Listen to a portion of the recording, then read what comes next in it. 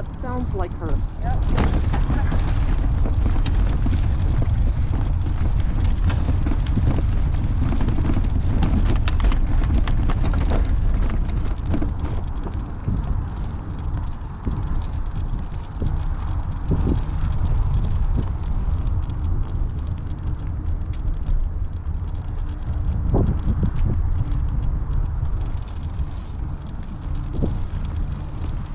Totally. That tone. Hmm? That tone What tone? sounded like her. Oh, yeah.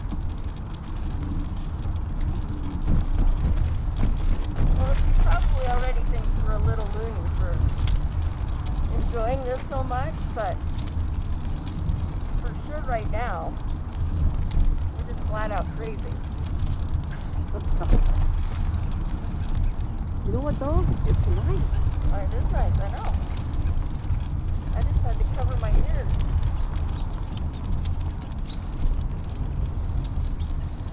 I was wondering how long you were gonna go.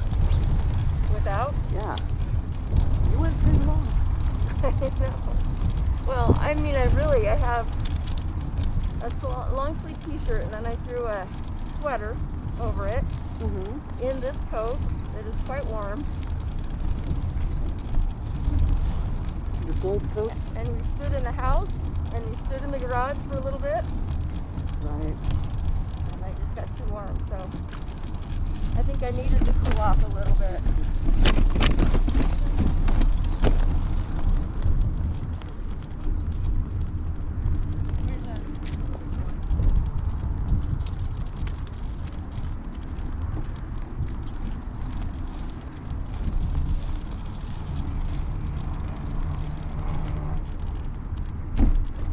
This is just nice. So, Except for that. okay, I can see what it said. Me neither. I was just listening to Jared Halverson talk about the difference between a story and history. Parables are stories meant to teach you something. History is based off of actual events. Okay. So whether or not Jonah is a story meant to teach us, if you determine that that's the only, that if we are going to believe that it's true and that this really happened, then the Bible loses all its credibility.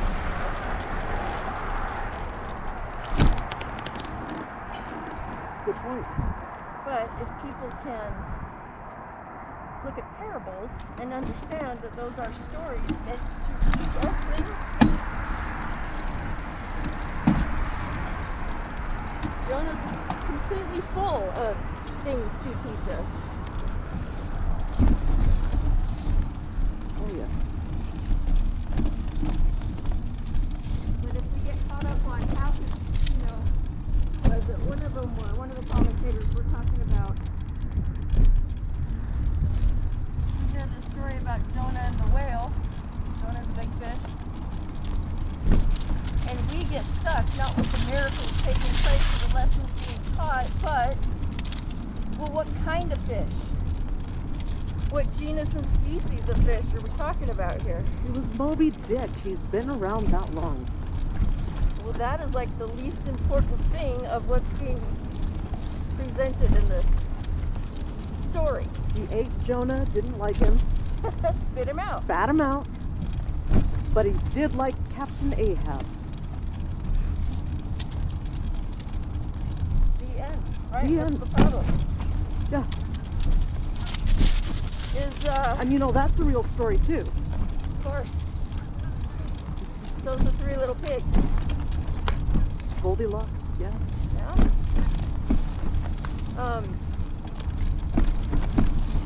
Do we have a fifth Sunday this week or this month? Is it Relief Society tomorrow? Relief Society is tomorrow. We don't have, Well, I know that it's not Sunday school because I taught last week. and when it's Christmas, We don't have Relief Society. Right, we just have sacrament meeting. Right.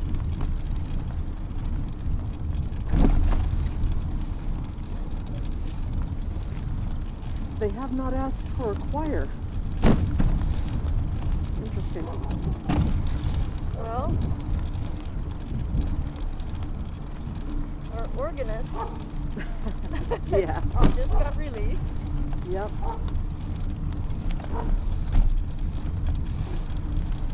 Maybe they'll do an impromptu. A lot of impromptu. Well, most of us know the Christmas hymn, so Yeah.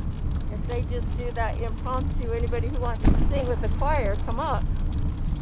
They have a bunch of people come up. But why have people come up if everyone's just going to sing? Just stay where you're seated. I don't know, I wondered that too. Well, no, because if you have them, if it's the impromptu choir, then theoretically only those who join in that choir sing the song the rest of us are not supposed to sing. We're supposed to listen to the choir sing. But we don't have a choir, so the choir is not going to be putting on.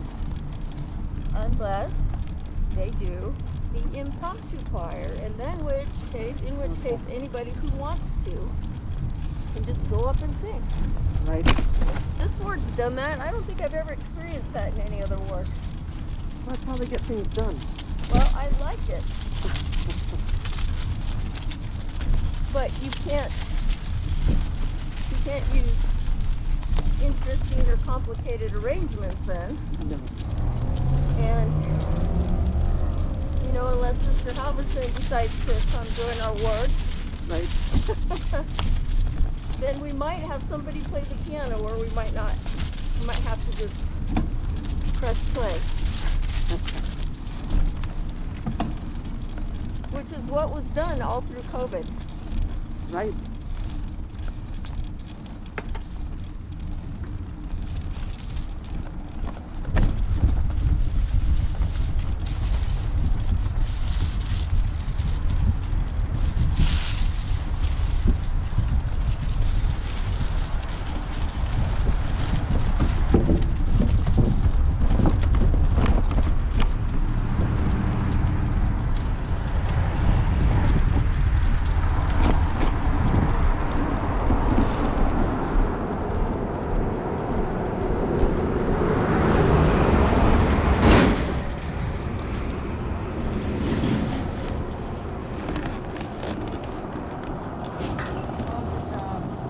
Thank you. Thank you very much.